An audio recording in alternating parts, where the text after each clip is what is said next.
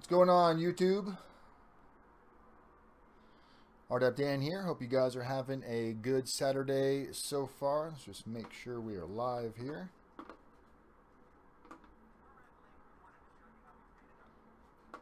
And hope everybody's enjoying this Saturday. Next weekend's a Super Bowl, right? So hopefully nobody's preparing for that today. Super Bowl's not tomorrow, in case anybody's wondering. Even I know that. Just turning on my live stream here. So today we're just going to do a little bit of a recap from what happened last week. And make sure if you haven't already done so, you go ahead and subscribe to the channel. Tap the little bell for notifications that put you on our notification list. And text the word YouTube to 35074.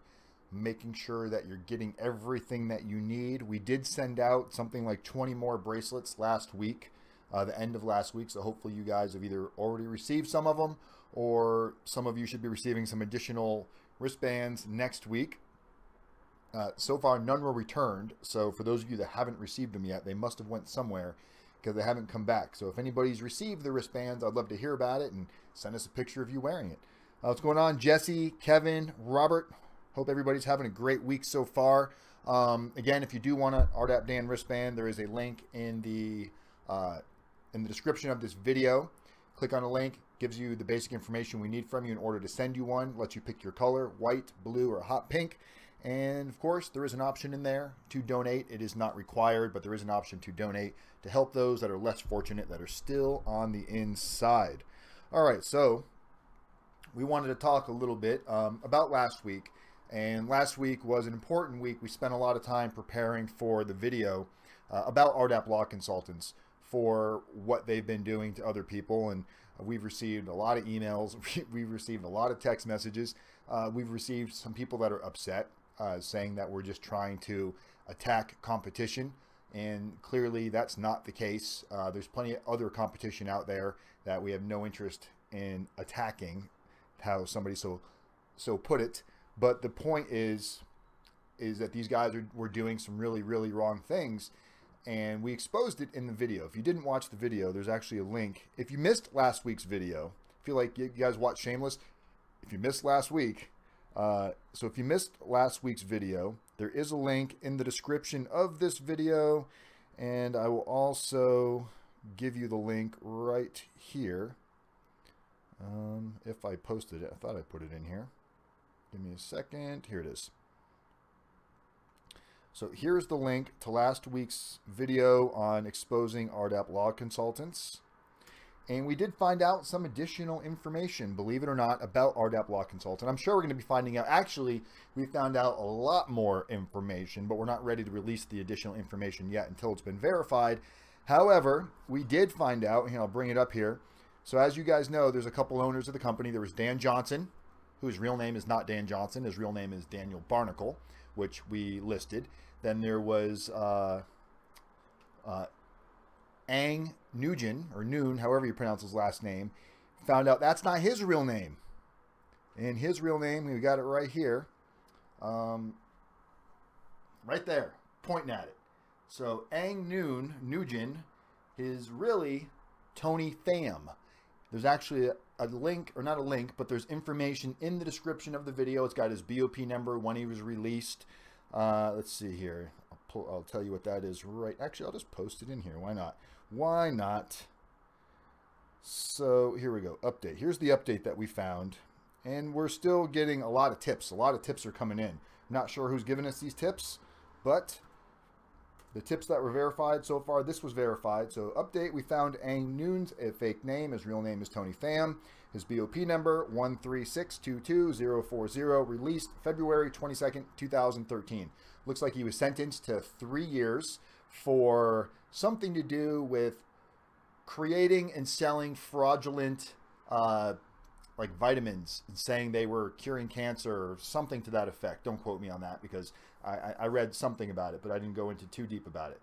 But there's some information there for that, for you guys. It's just really sad. And for somebody to be doing this to people, and it wasn't just this one lady. This wasn't just a one-time incident. I've got a well, they're in the cabinet right now, but I've got a stack of files on people that have gone through a very similar situation, very similar claims, almost identical emails that they sent the client that came on with us last Wednesday, almost identical to what they did to other people. And other people are just terrified to come forward because they really feel like these guys can do something to them. And it's hard to get people to out somebody that really did wrong. And that's why people like this keep getting away with it, because not enough people are exposing and bringing it out. So we decided to try to be the voice for some of you that are going through this. So if you have been taken advantage of, either whether it was them, Rdap Law Consultants, or if it was another prison consultant, when I say taken advantage, you know, have facts. Don't just say, oh, I didn't like what they did, or they charged me too much money. If you agreed to pay X amount of dollars, if you agreed to pay 10, we heard that they charged somebody $45,000.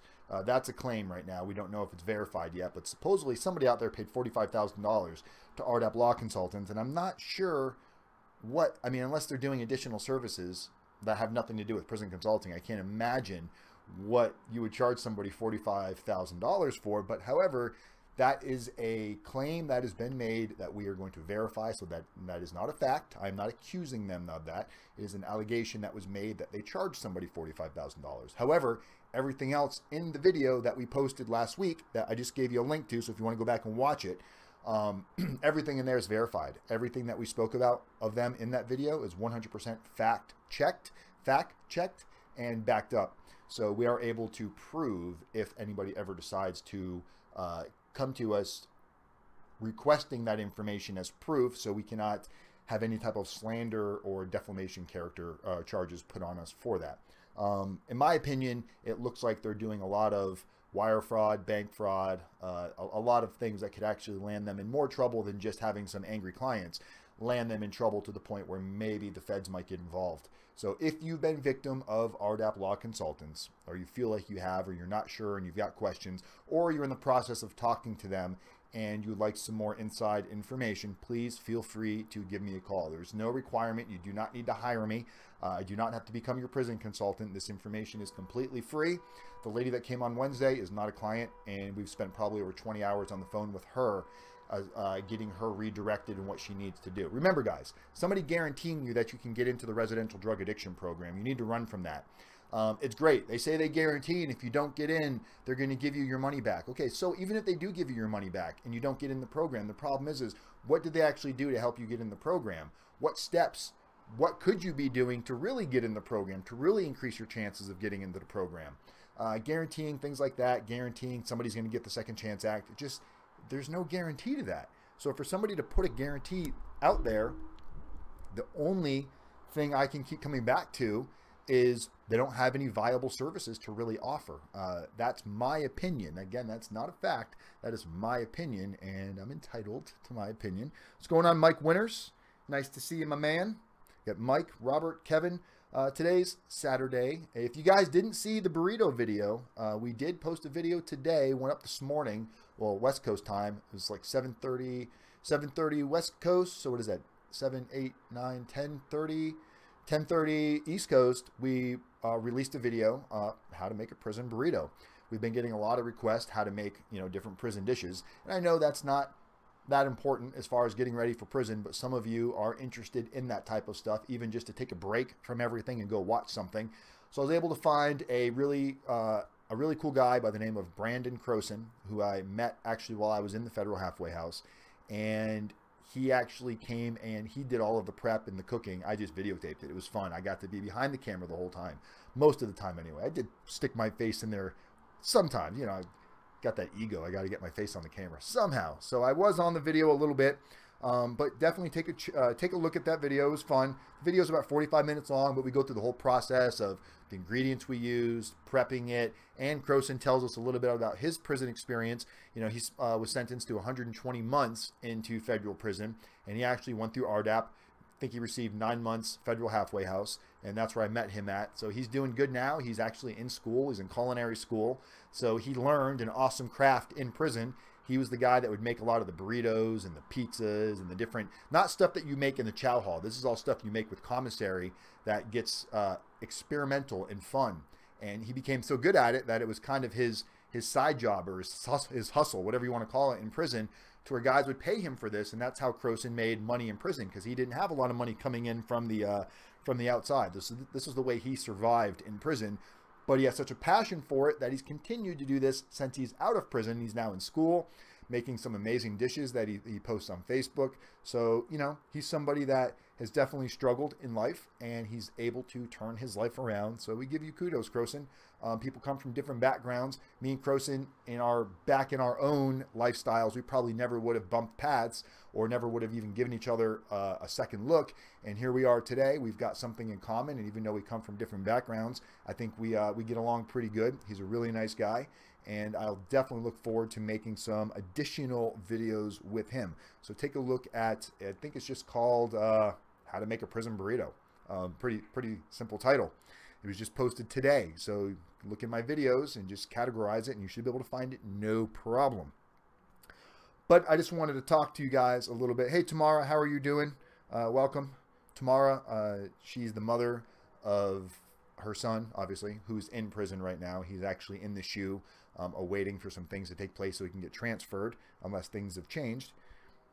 Is a video, Dan, it was really cool. Thank you very much, Johnny. Appreciate that.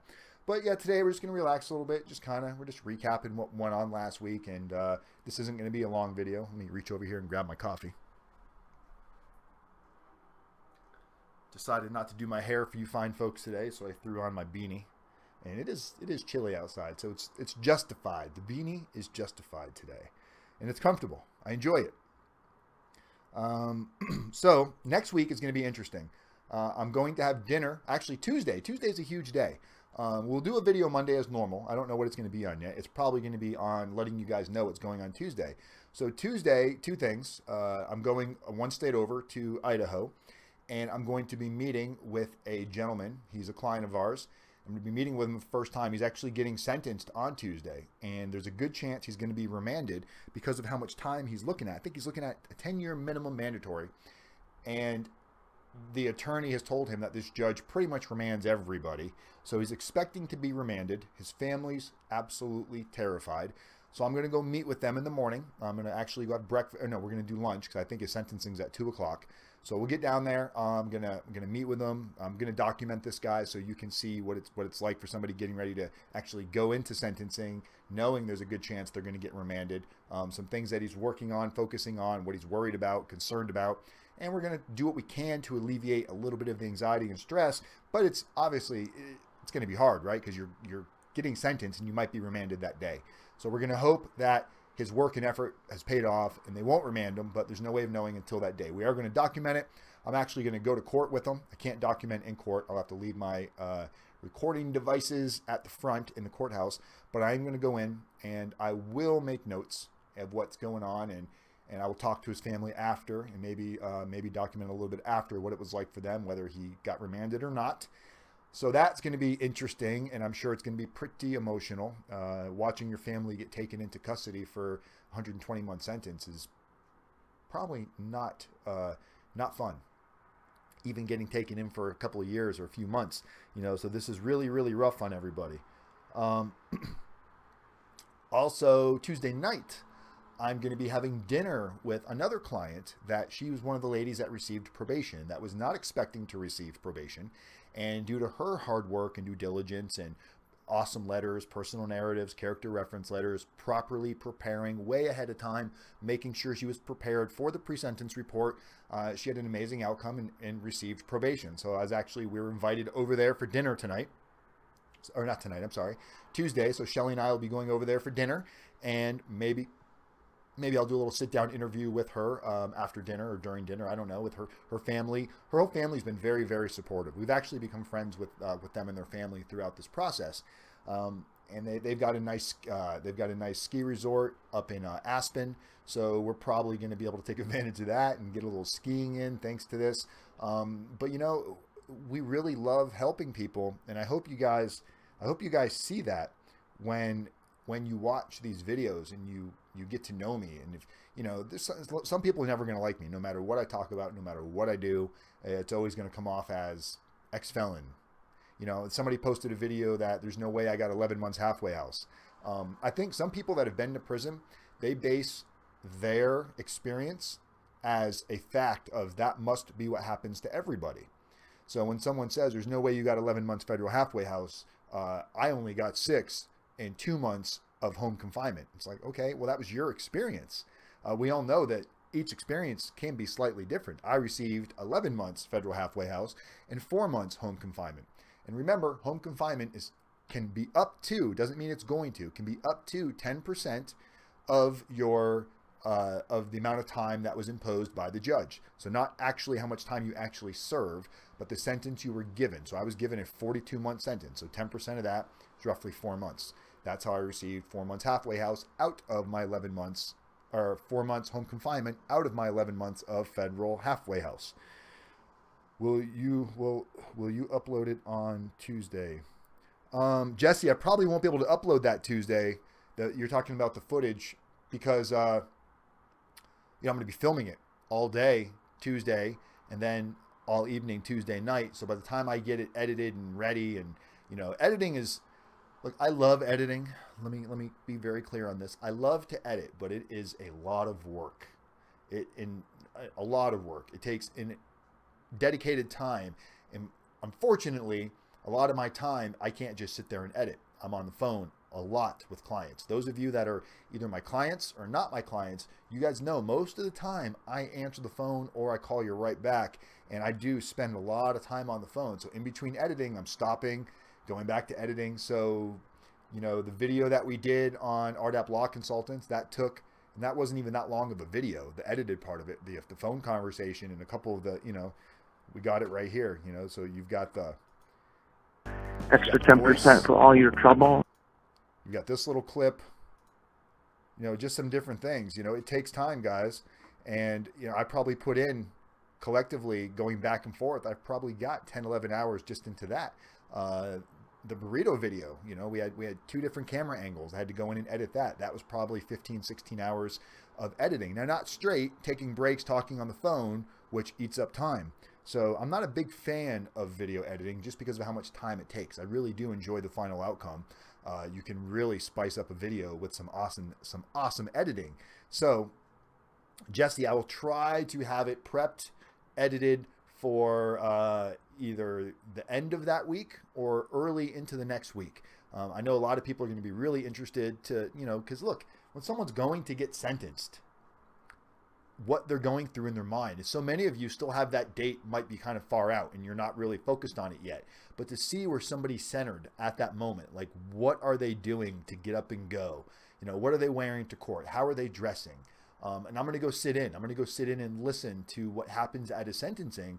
And if they let me bring in paper and pen or pencil or crayons or whatever they want to let me bring in, I will take some notes of what I thought was important about the sentencing and what he could have done better, what he could have done differently, if I felt the judge was fair or unfair, and we'll be able to discuss that a little bit, and hopefully he doesn't get remanded so we can talk to him about that. I am going to talk to him and see if he wants to come on the show Monday night and talk a little bit about getting ready to go to sentencing. And if he doesn't want to, I don't blame him. He may want to spend that time with his family. This might be his last free night for 10 years. Depending on good time, halfway, Rdap, things like that. So he could be gone. He could be gone for a long time. But we will try to get him on the blog. We've got a lot of people coming up on the blog soon. Just a lot of things we're working on. Everybody's working to the bone.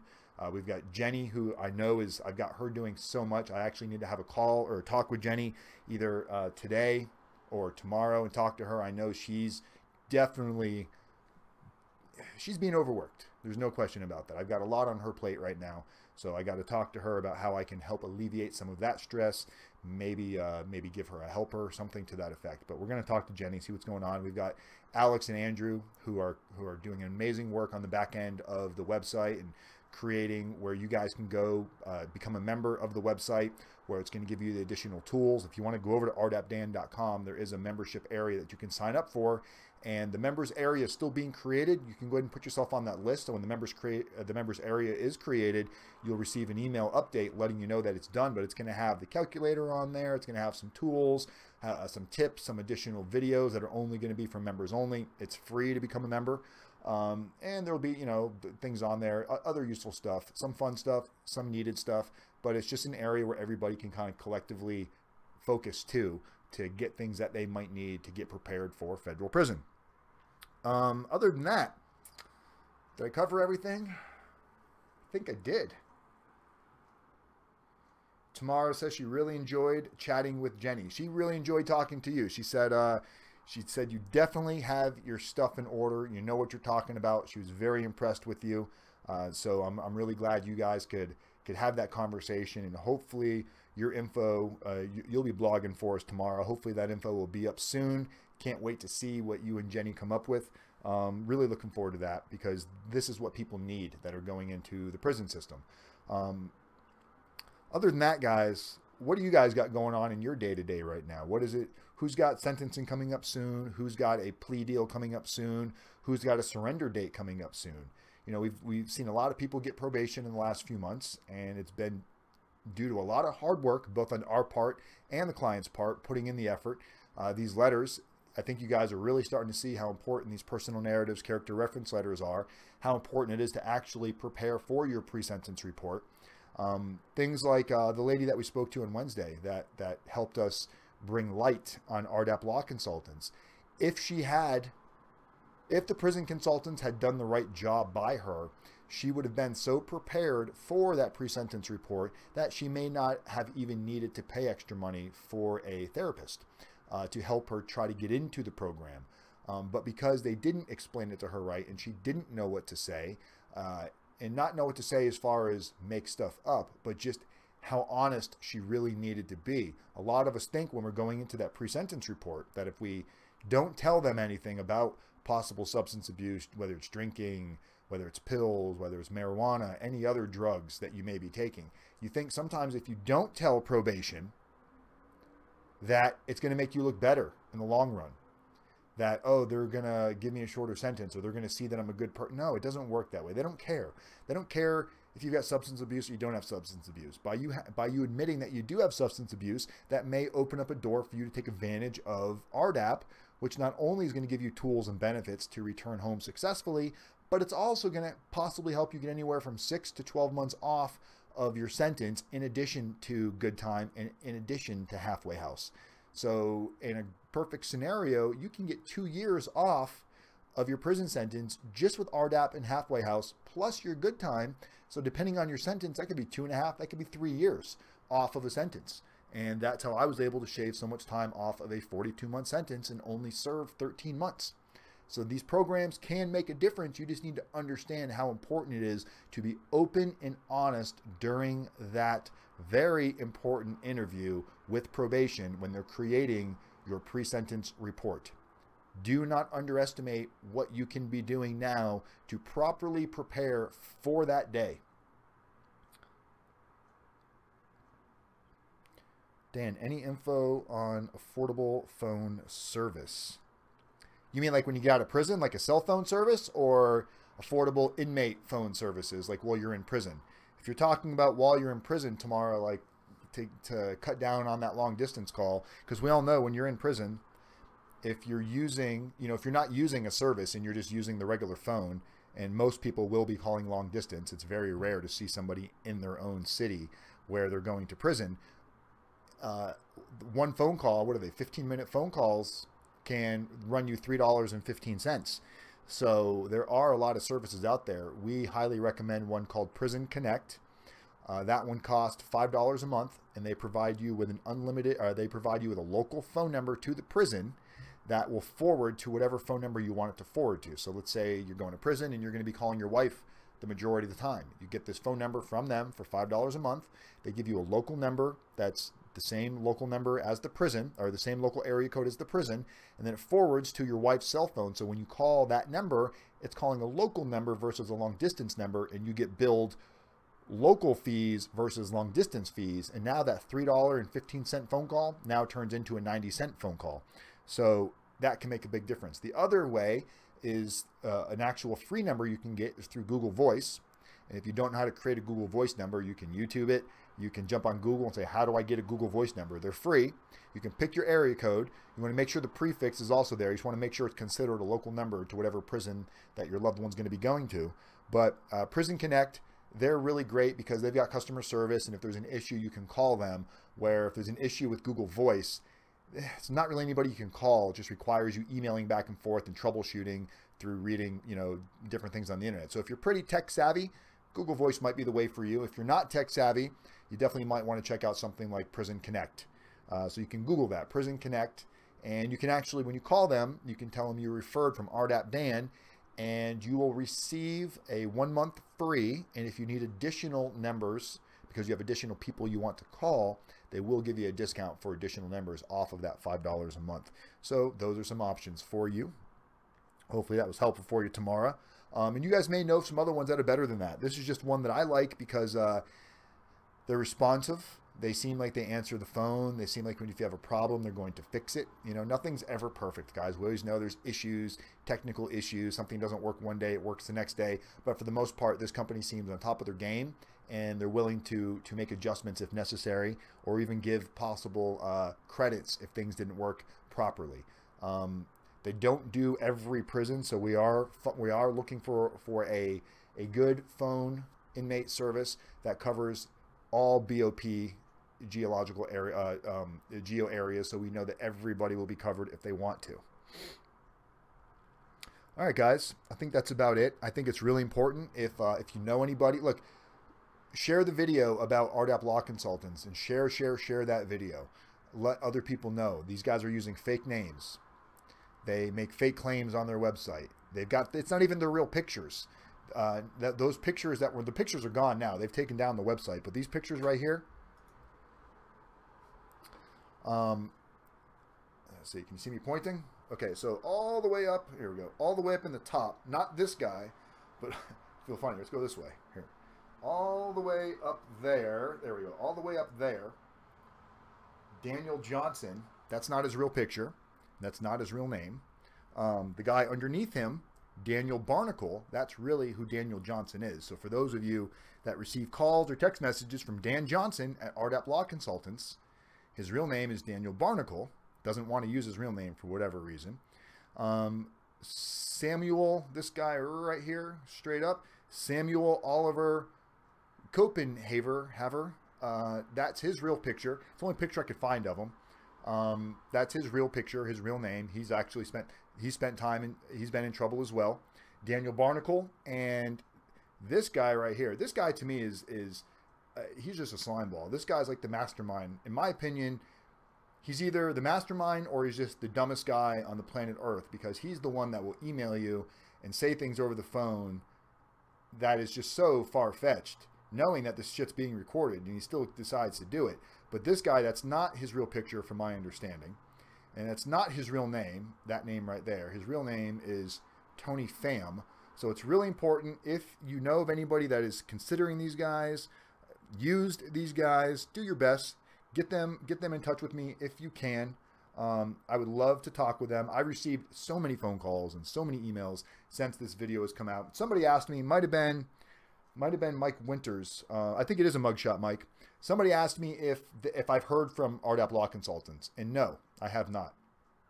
There is a rumor that they sent a fax to my attorney stating that I was practicing law without a license, and my attorney, not my attorney, I'm sorry, sent a fax to my probation officer stating that I was practicing law without a license, which is completely not true, but I haven't heard anything from my probation officer about it, so I'm not really concerned. And my probation officer knows everything that I'm engaged in, what I'm doing. He knew about that video before I posted it. And that's the one thing that I found to be the most successful area of dealing with probation is, I'm telling you guys, transparency. Even if you're doing something that you just assume your probation officer wouldn't have a problem with, just take that extra second and shoot him an email or a text message saying, hey, is it okay if I do this? And he might go, yeah, of course. Why are you even asking me? Trust me. Ask always, because if there ever is a time that you do something thinking he doesn't have a problem with it, that might be the one time that he does, and it could create issues for you. It could break trust, all kinds of things. So I have a really good relationship with my probation officer, and my probation finally got transferred from Southern District of Georgia to the Eastern District of Washington. So my probation was based out of Georgia because that's where the crime happened in my case. So even though I'm here in Washington, I'm being supervised here, but it's through Georgia. Georgia, like if I were to get in trouble or violate, technically I would violate and they'd transfer me to Georgia because that's where my probation was setted. When I tried to request the early termination from probation, I couldn't request it here. I had to request it to Georgia, and it was denied. So now that my probation is being transferred here to the Eastern District of Washington, I am going to reattempt and reapply to have it terminated early. I've got almost 1.5 years in on a 3-year probation, and I'm going to do my best to try to get it terminated early. And if not, hey, it's not the end of the world. I'm telling you guys, it may be, you know, look, early on going into probation, it wasn't like this for me. My probation officer, there was always a mutual level of respect as long as I never gave him a reason not to. But I can imagine some probation officers might take some, when they first have a new person on supervised release, they may treat them a little bit differently just until they get to know them and make sure that this person's not going to be a screw up or cause them more problems. So, you know, kind of expect a little bit of hurdles to go through when you first get on probation. I'm telling you, if you prove yourself and you show yourself, most 9 times out of 10, these people are human too, and they don't want to make your life any harder if they don't need to. They just want to see that you're going to do the right thing and that they can trust you. You know, you're getting out of prison, and a lot of people get out of prison and make mistakes and go right back. So they see this all the time. So don't just get upset if they're like, oh, they're making my life a living hell. Well, how long have you been on probation? You've been on it for 3 months, 6 months? Okay, it's not that long yet. You know, I was on a color line. Color line is where you had to call every day, Monday through Sunday. You know, call a certain number on your phone, basically down to where they do the drug testing. And if they say your color, it's a recorded line. Today's color for USPO is, and if they said brown 2, which was my color, that meant I had to go in that day before 7 p.m. and give a UA. And there was plenty of times where I'd forget to call it in the morning. I'd call it like mid-afternoon, and it's my color. And it's like, shit, you got to stop what you're doing. You got to go down there and take care of it. But it's an obligation. It's a responsibility that I have. That was a direct consequence of my actions that's not over yet. So I had to just take it for what it was and not be upset about it and go get it done. Sitting there waiting to get UA'd, you'll see people going, this is crazy. These people here, why do we have to do this? It's like, who are you complaining to? Because no one's listening. No one cares. You have to do this because it's part of your probation. It's part of your sentencing agreement. That's why you got to do this. But anyway, after a couple of months of doing that and never giving him any grief, never complaining, never failing to do anything he asked me to do, getting my community service done, just taking care of everything he asked me to do ahead of time, he called me up. He's like, hey, I don't need you to go give the color line anymore. I'm taking you off of that. He did say, now I still can UA you at random. I still might call you from time to time, which he has. I think since I've been off it for over a year now. And I think he's called me like twice or 3 times maybe to go down to the actual probation office and give a UA. And, you know, I'm not failing no UA. So, you know, I'm on top of this. I know better. I don't crave to do anything stupid.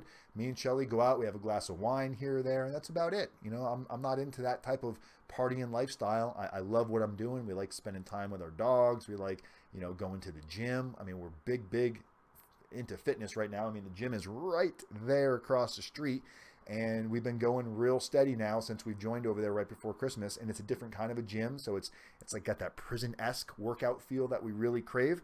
So, you know, these are things that probation's not a big deal for me. I want to be off of it just so I can say I'm off of it, and I can travel at free will. I can decide I want to go to New York tomorrow and go see my kids if I want to without getting permission. But next to that, it's not the worst thing in the world.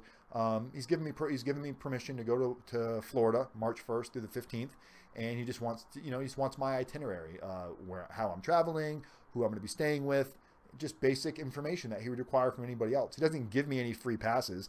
He doesn't make my life easier than somebody else's. I just don't make his life harder than it needs to be, and that mutual respect is give and take. I know what he expects of me, and I know what I expect from him, and we get along just fine. We're like seeing eye to eye.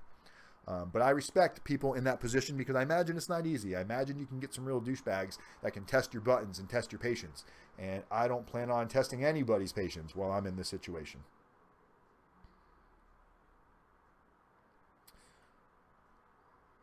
Why would they not contact you? Seems shady. I don't know, Scott.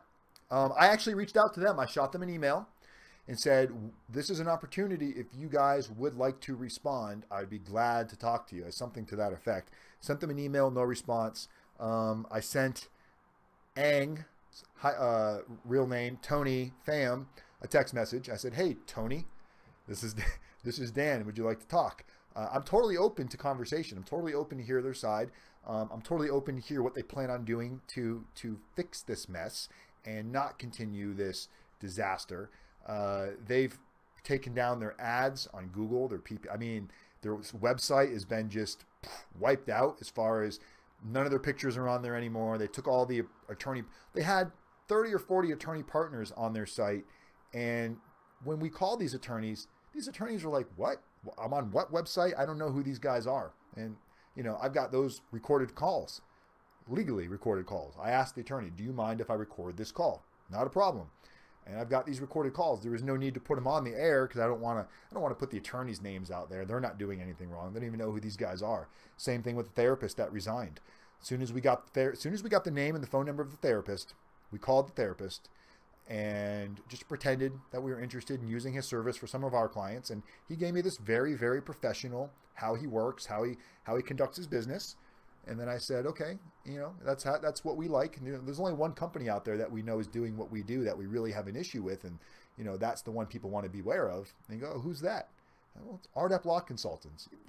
The air and the life left this guy's body. There's no way that he knew what they were doing, in my opinion. There's no way he knew that they were doing this because once we told him and we had proof, we had emails, it was that same night that he forged a resignation letter, sent it to them, refused to do any work with them, and called me back. And he was really thankful. He's like, thank you for bringing this to my attention. My license is all that I have. I'm losing sleep at night. I feel like the feds are going to come kick down my door because of this. And the guy was generally very, very interested in not being any part of that. He's like, I had no idea. And he says, they've been calling me. They want me to do these other files. I guess people have already paid to have it done, and he's not doing them, so maybe they don't have another therapist. I imagine anybody Googling them now, finding these videos, it's going to be real hard to find a therapist that's going to want to work with somebody like that because you just can't trust.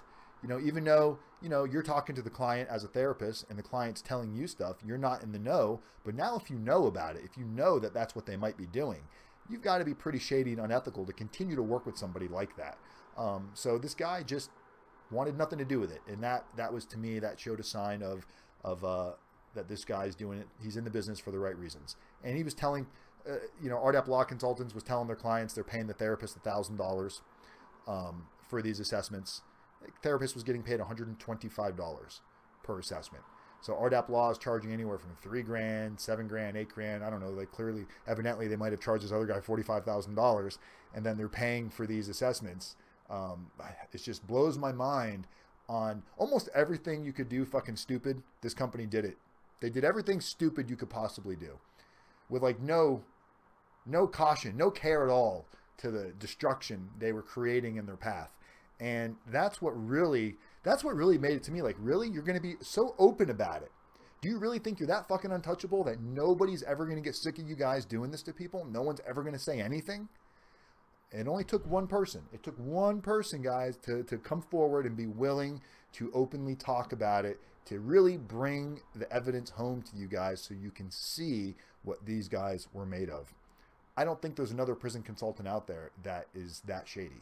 There might be a couple other ones that are questionable, but we don't have any proof or any facts on anything, so can't say anything. But there's plenty of good ones out there.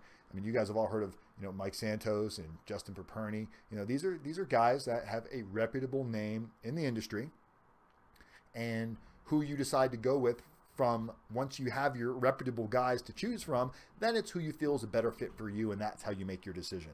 But anybody that chooses Rdap Law Consultant probably didn't do their homework first, or probably is in a position where they want to believe so bad what they're telling them that they're paying for it because they're grasping for straws. You're getting ready to go to prison. It's a terrifying, dark, dark time in someone's life. And it shouldn't be exposed the way they're exposing it to abuse you and put you into a worse situation that you were in. I mean, telling somebody, what happened to our chat window? It does that from time to time. Telling people to, in email, this isn't like a hush-hush conversation, don't tell anybody I told you this. This is an email from Ong Nugyen, Tony PHAM, same guy, to clients telling them, go to a doctor and get prescribed these specific drugs. So when you arrive to the prison, you appear to be having withdrawals. And knowing it's not true, knowing the client doesn't really have these issues, but telling the client to do this, that's got to be in my opinion, they are coaching somebody to defraud basically the federal government, because you're trying to get into the Rdap program. They're trying to use deceit, lying tactics to get somebody into a program. I really believe once that gets exposed enough that, other than me doing these videos, I really believe somebody within the BOP, somebody that's got some power, somebody that's got a giant fucking hand that can just squat people like a fly. Because I don't care how much money you have. We've all been there. We see the more money you try to fight, the government's got more. They'll just swat it away. There's no amount of money that you're going to put the government into fear with.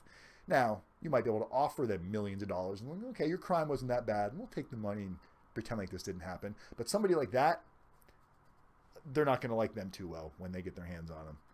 Jenny, I'm so happy you're here. You get my text message, Jenny? Jenny's got me wanting to go over here and throw up in the garbage can right now. So I'm happy you're joining with us at least. And let me know if you have a minute to talk after this, or if you want to talk tomorrow. I don't know. Maybe you responded. I didn't see it. Oh, you did respond. Oh, okay. I'll call you after this. Great. All right, guys. So I really don't have much else today. Next week will be fun. Like I told you, Tuesday is gonna be a crazy day.